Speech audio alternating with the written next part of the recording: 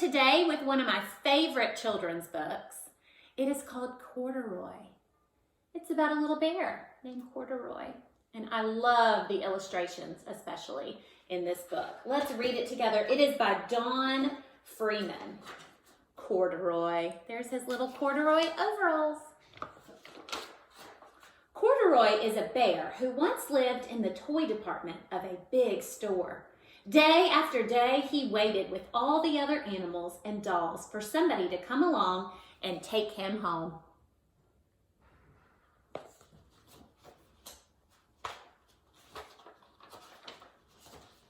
The store was always filled with shoppers buying all sorts of things, but no one ever seemed to want a small bear in green overalls. Then one morning, a little girl stopped and looked straight into Corduroy's bright eyes.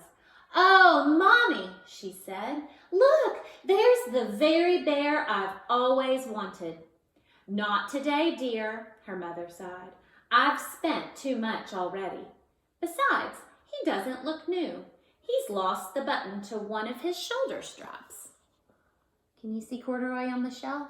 You see how he's missing a button on his overalls?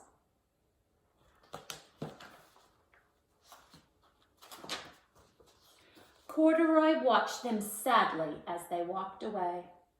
"I didn't know I'd lost a button," he said to himself. "Tonight I'll go and see if I can find it."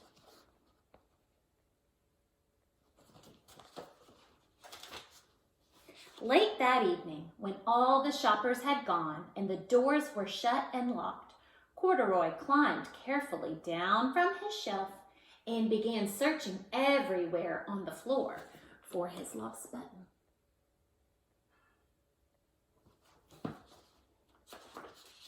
Suddenly, he felt the floor moving under him. Quite by accident, he had stepped onto an escalator, and up he went. Could this be a mountain? He wondered. I think I've always wanted to climb a mountain. That's not a mountain, is it? That's an escalator.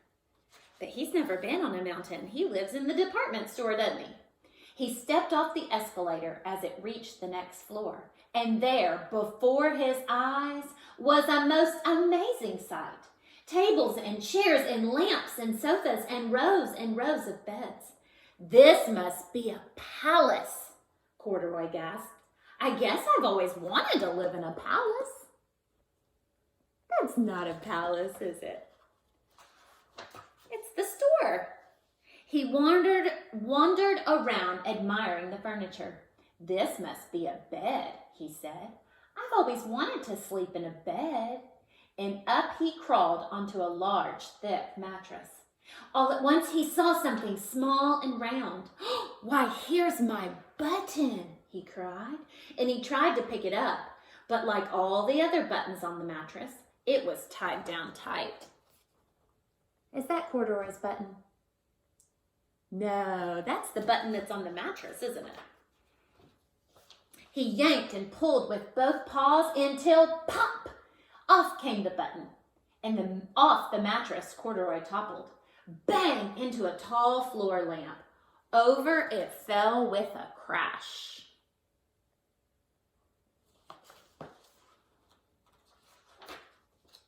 Corduroy didn't know it, but there was someone else awake in the store.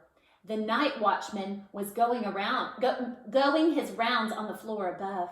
When he heard the crash, he came dashing down the escalator. "Now, who in the world did that?" he exclaimed. "Somebody must be hiding around here."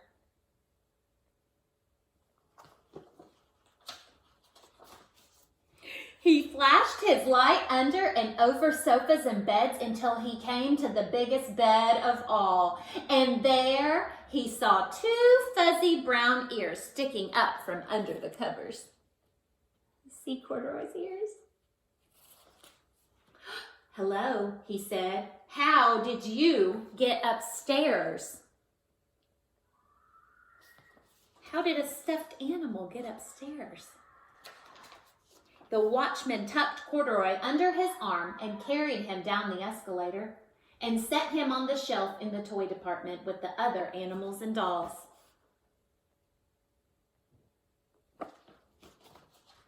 Stuffed animals can't walk and talk, can they?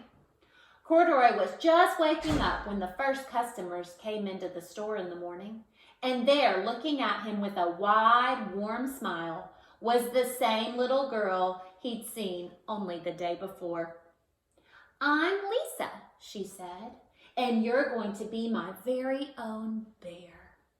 Last night I counted what I've saved in my piggy bank, and my mother said that I could bring you home."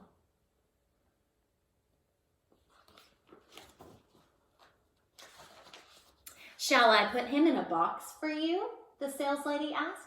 "Oh, no, thank you," Lisa answered, and she carried Corduroy home in her arms.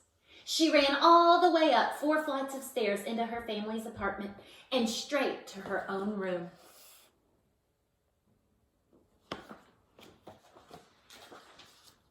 Corduroy blinked. There was a chair and a chest of drawers, and alongside a girl-sized bed stood a little bed just the right size for him.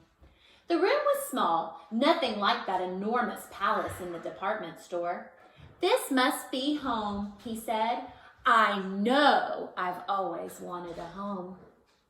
Lisa sat down with Corduroy on her lap and began to sew a button on his overalls. "I like you the way you are," she said, "but you'll be more comfortable with your shoulder strap fastened." Look, she's sewing a new button for him on his overalls. "You must be a friend," said Corduroy. "I've always wanted a friend." "Me too," said Lisa, and gave him a big hug. Oh, I love that story about Corduroy. I hope you enjoyed it too, and I hope you're having a wonderful, wonderful day.